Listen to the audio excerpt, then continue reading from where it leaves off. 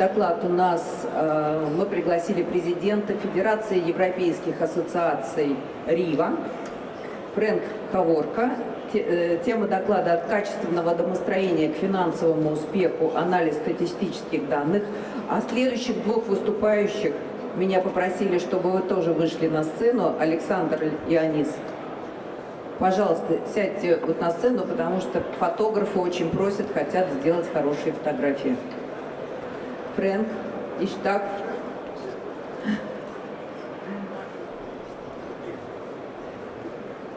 Спасибо. От качественного домостроения к финансовому успеху. Анализ статистических данных. Пожалуйста. Спасибо большое, Марьяна. Добрый день. Я не говорю по-русски, so I will switch to English. So, just to present myself, I'm the president of the European Federation of Association of Heating, Ventilation and Air Conditioning in Europe. Altogether, we are more than 120,000 engineers throughout Europe. Why do continental Europe, I should say, because we have also Hovorka as one of our members, also the Turkish associations. So as you see, it's not a European Union, but it's a continental Europe. We also have, you see all the members there, and we also have the idea that the federation needs to work on three main topics. It's within the European Union to really work on European standards and European policy. We also have a lot of work with our members to share the different knowledge between the national association, 27 as I said, and we also work, no, that's okay, thank you. And we also work with our colleagues from India, America, Japan, Korea, and for example, last year we just founded an alliance, international one, dedicated to indoor environmental quality. So it's a worldwide alliance, fully dedicated to research and knowledge dissemination on indoor environmental quality. So really the federation is there to give information, and for example, I want to emphasize today that we have one application that you can download on your mobile phone. It's REHVA app, so you can download it very easily, where you will find translation in 20 languages, including Russian. So I want to thank very much Hovorka that has cooperated to this work in order to give you the possibility to have access to this translation. It's not a Google Translate, it's really dedicated to technical wording, technical words for HVAC technology. So then I will go to our European policy.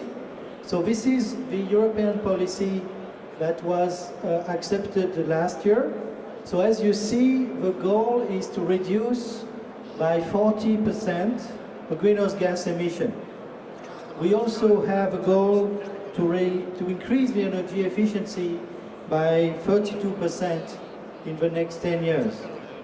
We also have a goal to increase renewable energy to 32% of the total consumption in Europe. So this is very important goals that will be used for all countries in Europe, and where our federation is involved in order to increase the knowledge of HVAC engineers in the building design and building retrofit. But anyway, what I would like to show you also is that we are clearly not on the path. This is the goals. This is the based on the Paris Agreement, where Russia is also a signature of the Paris Agreement of the COP21 that was signed in Paris in 2015. And this is at the European level the goal that we have to reach. So as you see, if we want to decrease by 32%, we have to shift from the consumption something like 292 million tons per year to achieve the goal.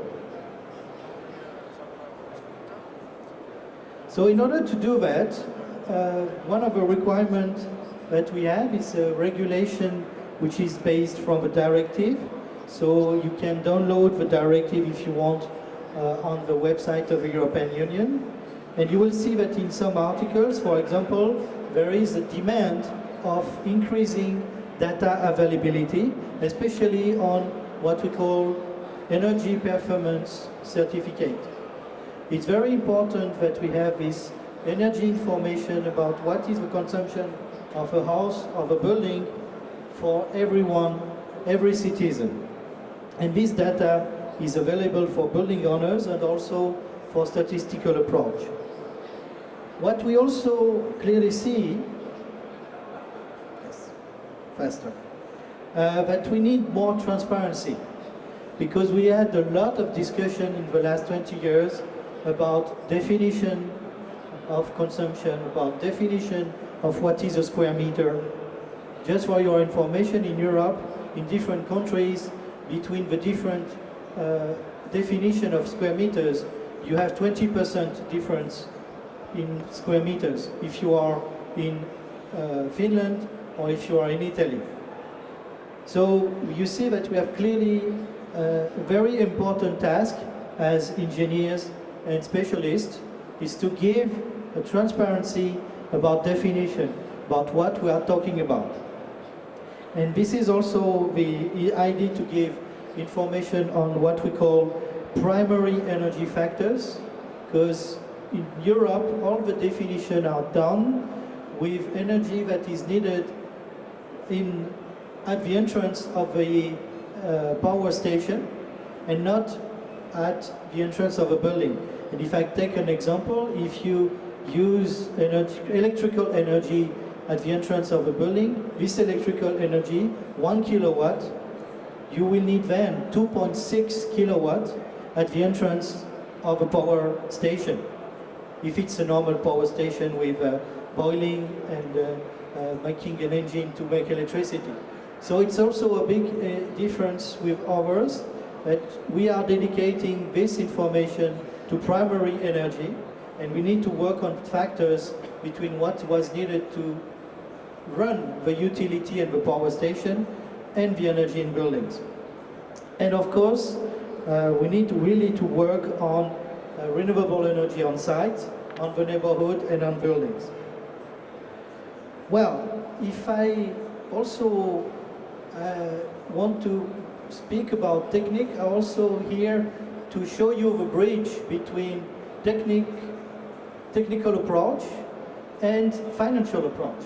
Because if we start to design a building, we have an investor. This investor has a bank or he has money, and he wants to invest to get back his money, usually, not to lose money. This is where we need to work with them in terms of risk approach and to work in risk increasing and translation the risk into their calculations. One of the risks that we mentioned just earlier is the risk with productivity and health inside non-residential buildings. If you are in an office, the quality of the air, the quality of the light will have an impact on your productivity. It was shown, for example, with impact on indoor environmental quality and greenhouse gas, CO2 inside the house. What is the impact on the concentration? So just to give you one example. Another example is the impact on health, between the health and the absence rates at school and the ventilation rate. The other impact I can show you is also something that was done in India in schools, where clearly we see that we have a lot of, if we have a lot of pollution inside the room, there is an impact on the concentration of pupils inside the house. So if I switch to money, because this is what I will do during my presentation, When we are talking about buildings, usually we are talking about operation cost.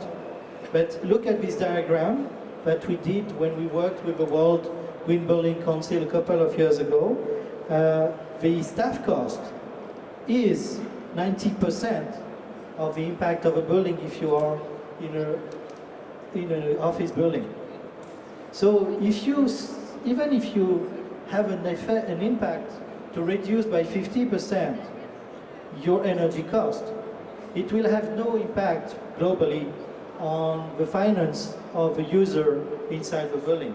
So we need to translate this energy efficiency and indoor environmental quality into this financial impact for companies, or even for public authorities.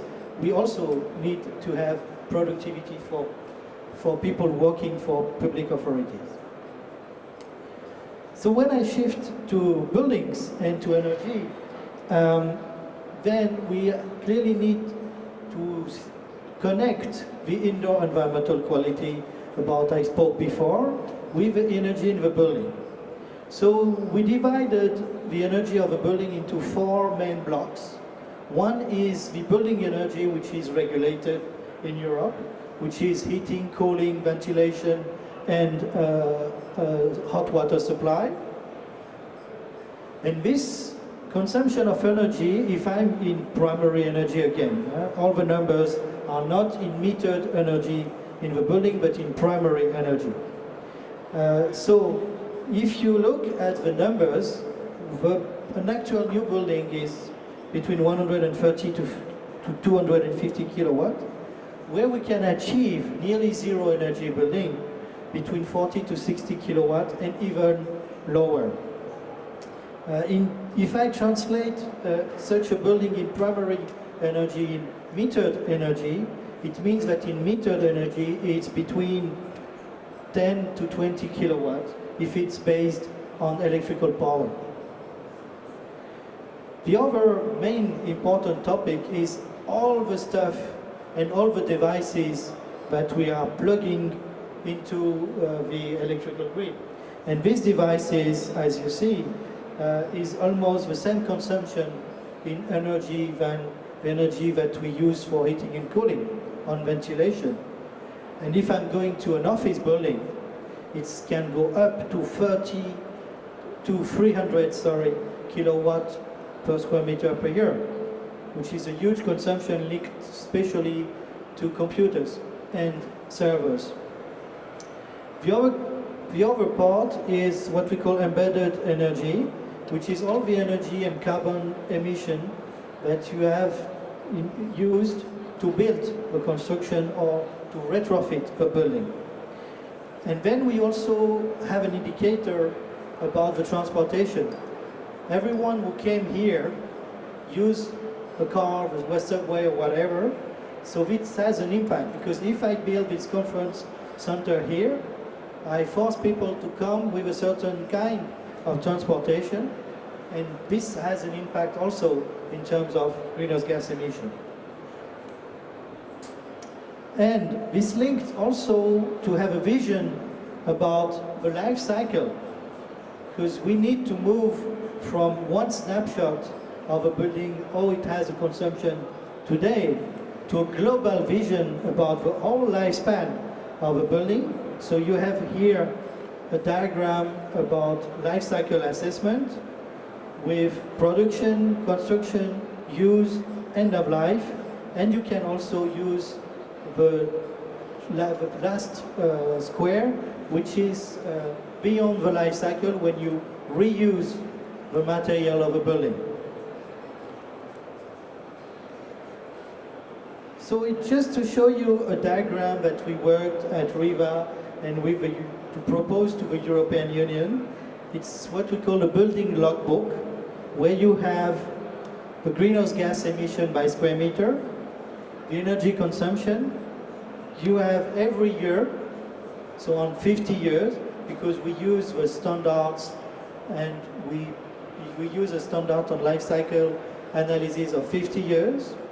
So you have the first year, the impact linked to the construction, Well, it can be much more than 1,500 kilogram of greenhouse gas per square meter, because if you do a skyscraper, for example, up to 200 meters, you will reach something like 8 tons per square meter. So this is what you have as an impact when you build the building, and then every year you have energy which is used to heat for heating, cooling, ventilation in the building, the energy which is used for all the devices which are plugged on the plugs of a building, and also the energy you will use to replace some parts of a building. And you see also the green boxes below. It can be the renewable energy that you have on site.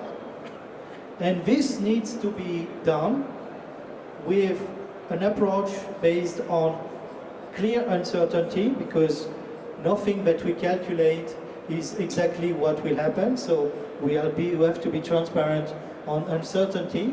It needs to be dynamic, to check it every year. And it also needs to be, as I said previously, transparent in terms of definition. That's why we use this measurement definition.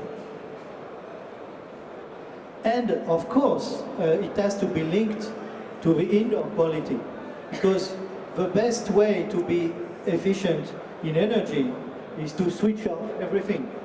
If I switch off the light, if I switch off the heating, it will be very efficient. But I don't think that you will like to live in such a building. So we, as engineers, we have to be very clear about the level of quality that we want to achieve into the building, linked to the energy efficiency.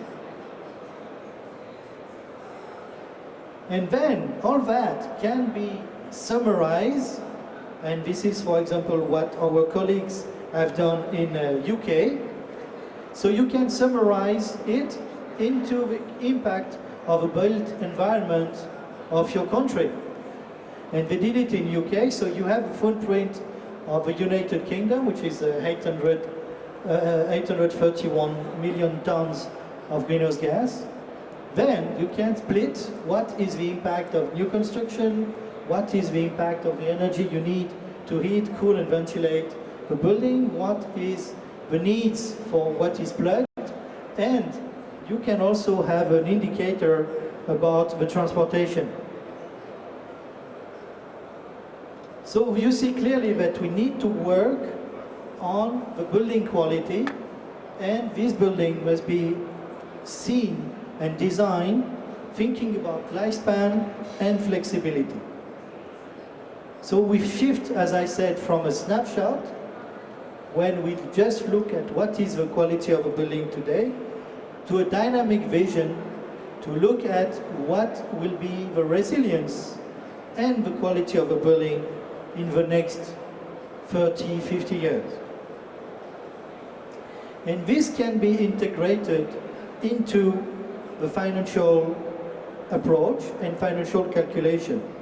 So we need to translate the technical language into the financial language in order to input our data into the financial models. So the key question is, for HVAC, do we really have an impact on the value of a building?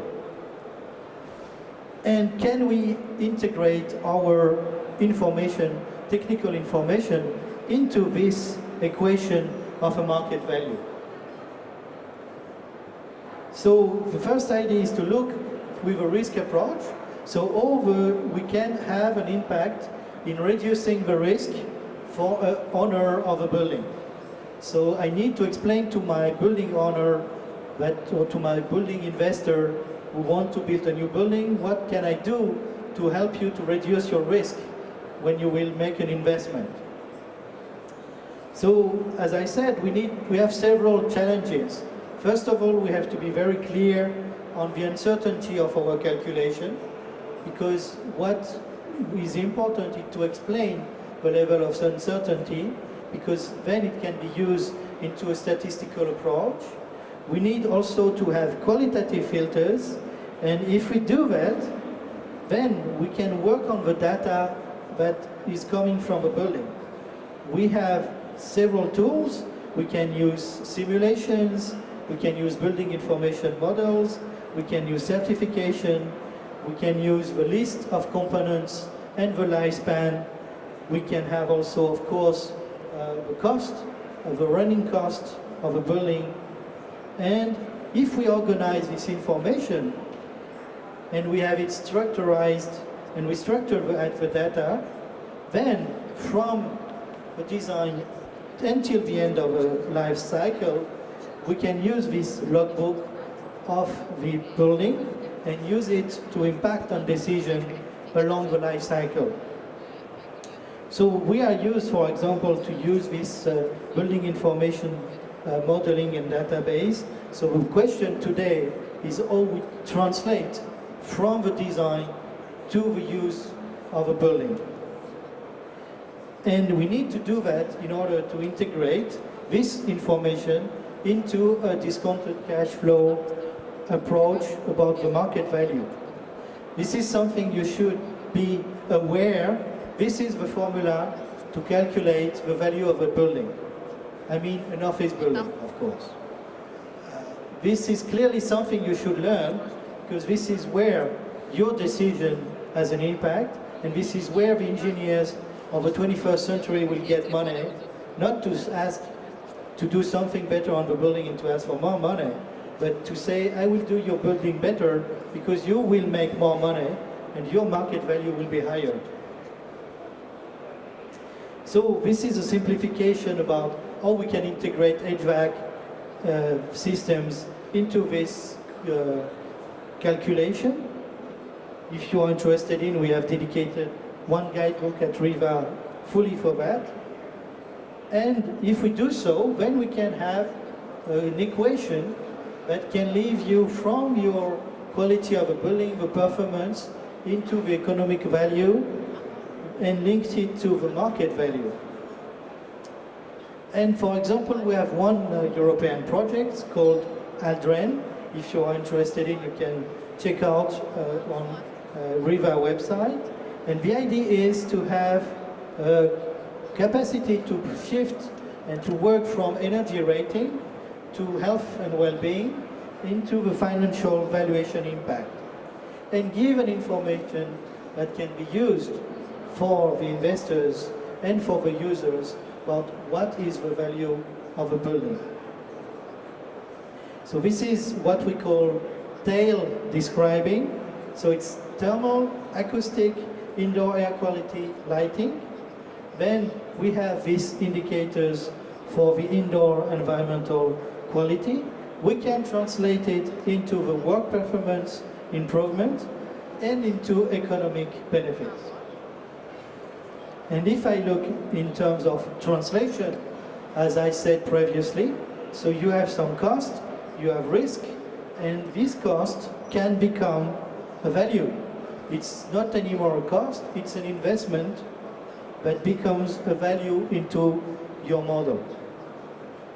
So usually as professionals, we are going to see our landlord or to look after our property owner with cost. Tomorrow you will not go anymore with cost. You will say, I have an idea for you to make more money. And you will be paid not on fees, but on the increase of a market value. So this is something we have done also with the United Nations Environmental Program to explain how we can go from the boiler room to the boardroom. Because today, the technical information, unfortunately, don't go up to the decision-making people. So this is really something we have to translate and to work on together. And the idea is really what we call the gold rush to data. So to have this capacity of real estate sustainability management. So if you want to build on long-term value assessment, of course, you will have to take care about the location of your building in terms of connection to the infrastructures with transports, service, IT, security.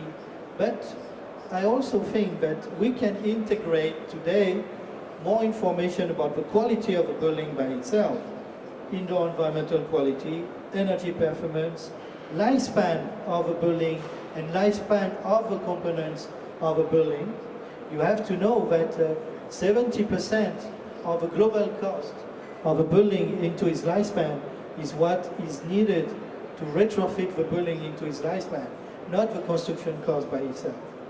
And also flexibility and mutability. So this is where I would like to end my presentation. We really have a capacity to translate this technical information in order to improve the decision process and in order to be paid not because we have the lower cost, but because we have the best performance. Thank you very much. Спасибо большое. Фрэнк, спасибо большое. Я слышала, что у Юрия Андреевича есть вопросы. Раз оно не работает. Где? Работает, да, все. Фрэнк, спасибо большое за очень интересное сообщение. У меня имеется два вопроса. Первый вопрос такой. Вот всякое строительство начинается с некоторой социально-философской концепции. У нас эту концепцию обычно принимают на уровне правительства. Ну, я приведу пример. Вот, скажем, до Второй мировой войны Феофан там строил дом на набережной, как социальный объект, где в одном доме может быть все. Затем у нас правительство принимает о индустриальном крупнопанельном домостроении, чтобы обеспечить всех жильем. Тоже решение некоторой социально-философской проблемы. Затем начинают строить там высотные здания. А вот кто, на каком уровне у вас принимаются такие решения? Или каждый, у кого есть деньги, строит то, что он хочет?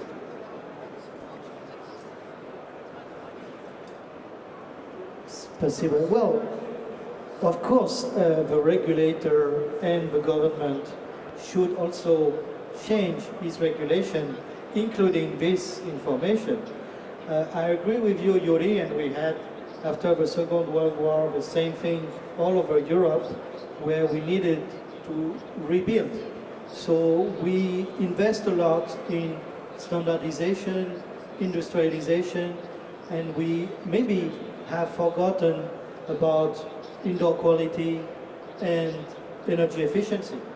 So nowadays, since 20 years, I should say, we have worked a lot on energy efficiency, but we should also not forget about indoor environmental quality. And this is why, at the European level, we insist very much for the regulation and the policymakers to include these data and this in their regulation. Because as I said before, if you switch off all the utilities, you will decrease the greenhouse gas emission. But this is not what we want. We want to have prosperity, so we want to still have a way of life and to increase this way of life, and at the same time to have enough data and information to help the designers, help the investors, help the regulators to take the right decision at the right level. So it's a multi-layer decision process. The policymakers and regulators, the finance and investors, they should stop to invest into short lifespan building, and also the users, certainly. Спасибо большое. Вы знаете, в чем у нас с вами совпадает? Вы хотите, чтобы у вас был хороший уровень жизни, и мы хотим, чтобы у нас был хороший уровень жизни. В этом мы совпадаем. Следующий вопрос такой. Вот имеется европейская система стандартизации, ну, в частности, Energy Performance Building Directive.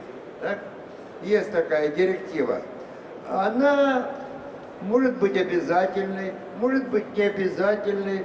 Вот все-таки как у вас образуются нормативные документы? Кто их разрабатывает и утверждает? Я поясню. У нас все нормативные документы обязательно утверждает правительство.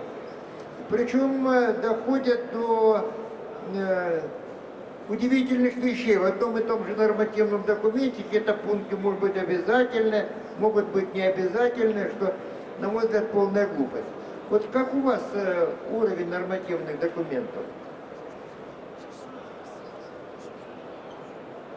Well, it's exactly the same. We have also contradictions and problems.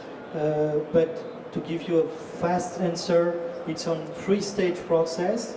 First, you have discussion between stakeholders, and revise among stakeholders to have consultation with European policymakers. Then you have a decision at the European Parliament, what we call a directive. And then each member state has to implement according its national specification into their national codes. And in some countries, it even goes lower to regional codes. For example, in Italy, it's also done by regional codes. And I think it's good because you have to adapt a regulation to the local condition. Спасибо большое. Спасибо большое. Спасибо большое, Фрэнк. Спасибо. All community, but now it's especially for you. The building of new age become extremely complex. It contains of many systems. Some systems are high technology systems. Don't you think that this way make bigger gap, increase the gap between developed countries and neighbors, European neighbors who are still developing? Well, for Germany it's not a problem to get highest technology, but maybe for Albania, Ukraine, Russia, it could be much more difficult to achieve this level. And if you make pan-European legislation in energy saving, don't you think that you are making irrelevant condition for different players on this market, for Central Europe and for peripheral part, for neighbors who are not developed for so high level? Thank you. Thank you.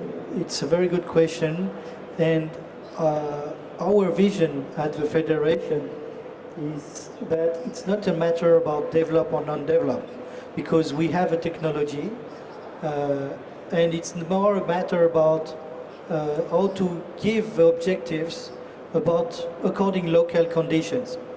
And also we are working a lot on low-tech approach, because you don't have to always implement very high-tech solutions.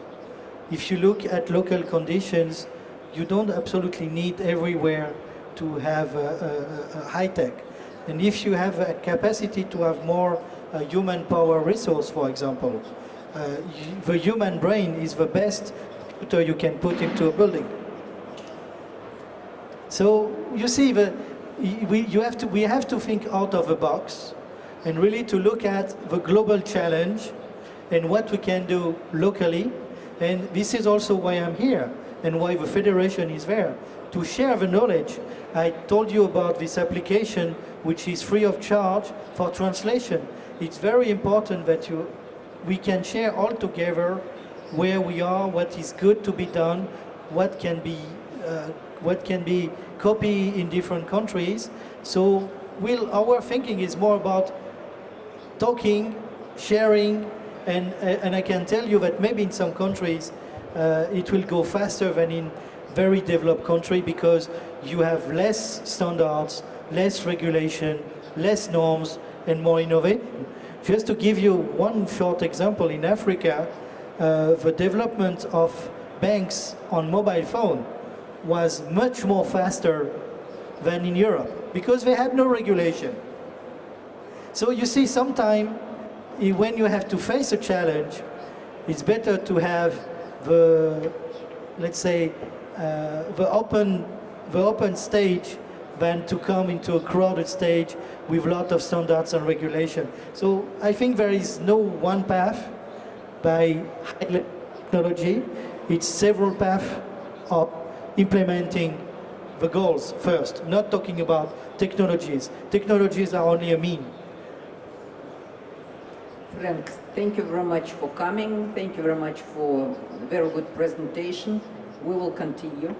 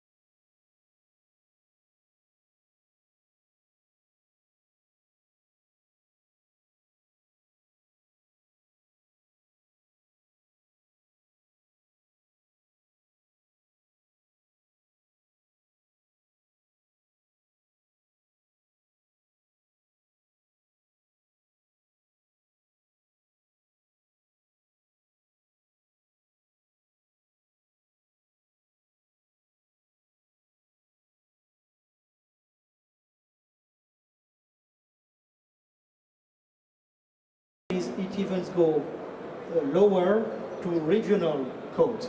For example, in Italy, it's also done by regional codes. And I think it's good because you have to adapt a regulation to the local condition. Спасибо большое. Спасибо большое. Спасибо большое, Фрэнк. Спасибо. All community, but now it's especially for you. The building of new age become extremely complex.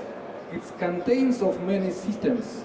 Some systems are high technology systems. Don't you think that this way make bigger gap, increase the gap between developed countries and neighbors, European neighbors who are still developing?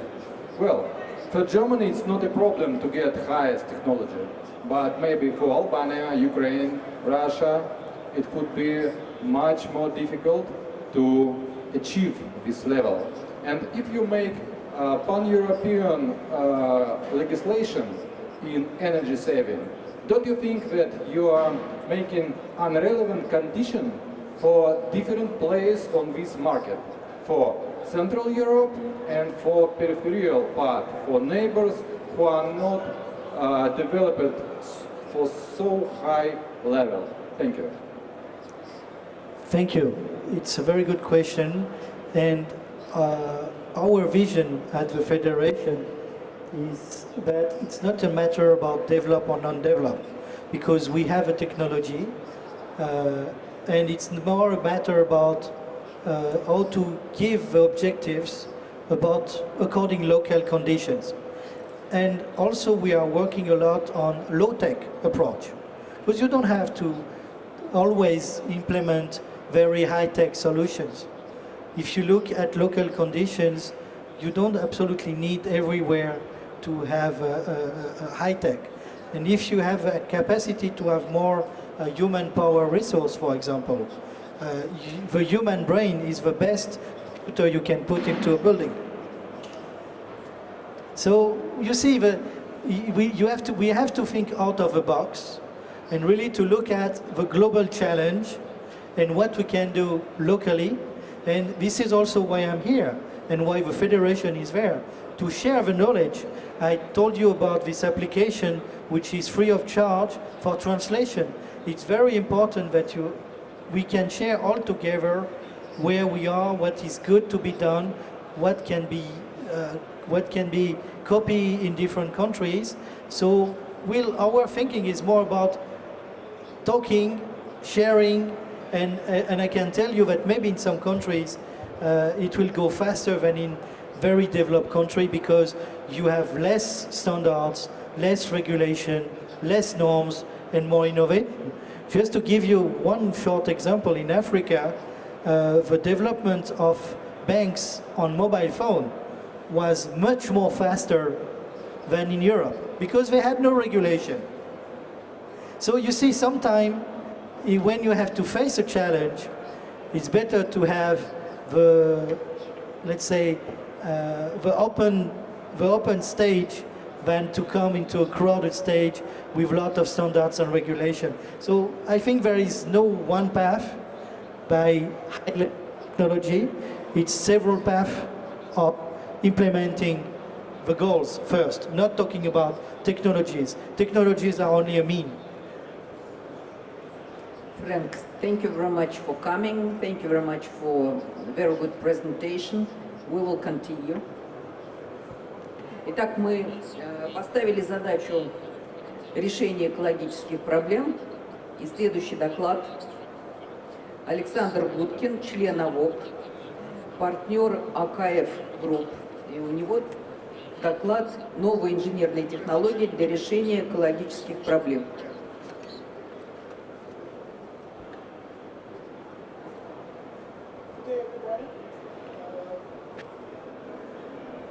Hello? Соединенные Штаты Америки. Thank you. Thank you, Mariana. Good day, everybody. My name is Alexander Gutkin. I have more than 30 years of experience, design experience in designing healthcare, institutional, commercial facilities. And I represent AKF Group. It's a large firm with 10 offices in the United States and Mexico.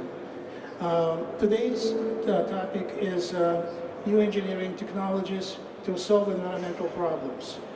I wanted to share some ideas we have due to some recent regulations in the state of New York and city of New York. As you know, United States government has withdrawn from Paris climate agreement in June of 2017. So U.S. government took a back seat. However, our local governments, including New York, became the leaders in setting up the standards for climate control and reducing the carbon emissions.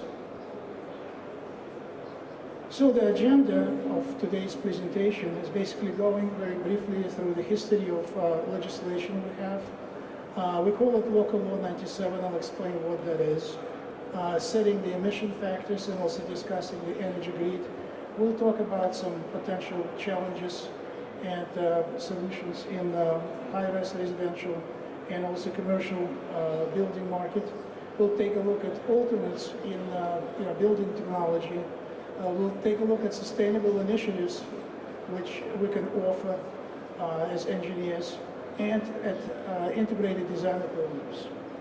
So the path to carbon neutrality in the United States, in New York City specifically, was in 2005 when New York City has established the guidelines for energy usage in the buildings. Everybody had to report as to how much energy they actually were spending. So the latest legislation in 2019 established a very challenging goals for reducing the carbon footprint in New York City. So who is affected? We call it New York City Law 80/50. It means by 2050, every building, we'll talk about which these buildings are, has to reduce their emissions by 80%. It's a very challenging task.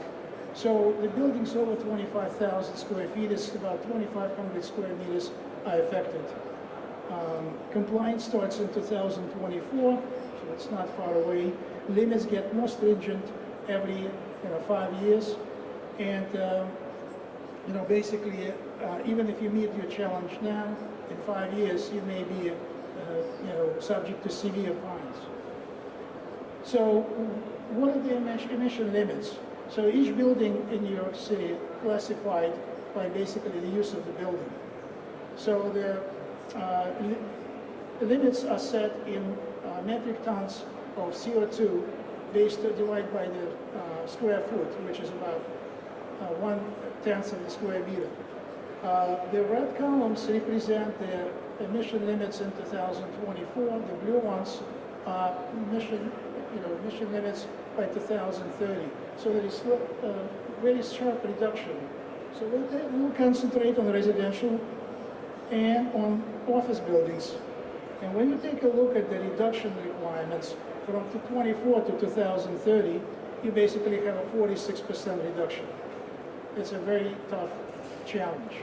So how the building emissions are calculated? So basically it's the equivalent conversion value in tons of CO2 divided by 1,000 BTUs, which is about a quarter of the watt, and times the utility consumption in the building is equal to your annual building emissions. So how the building emissions are calculated based on the conversion value, each type of fuel from electricity to natural gas to distilled steam has a certain value which was collaborated between the power companies, gas companies, and the city. And the criteria was established for 2024. It does not exist yet for 2030. So looking at the graph, the source energy for New York is in trillion of British thermal units. So it starts with 1 trillion, a little over. And so the percentages are, you have, obviously the fuel is natural gas, nuclear, we have renewable energy, coal, very small percentage, which basically goes into production of electricity or steam. We also have gas, natural gas, which is being used. And that on the right-hand side, you basically have the end product where that energy is going. And so it's residential buildings, commercial buildings, we have manufacturing industries. So there's a lot of it is going to use for transportation. So we're going to concentrate on residential and commercial buildings. So the carbon emission information, if you remember, I said 2005, where the initial limits of goals were established. So you can have a steady, kind of going up and down, but we will have a reduction until we reach 2020. In 2020, we have a sharp increase. Why is that? We have an Indian Point nuclear power station, which is supposed to phase down and close in 2020. So that to make it up, obviously we have to do something, and so that level has to be made up by fossil fuel plants.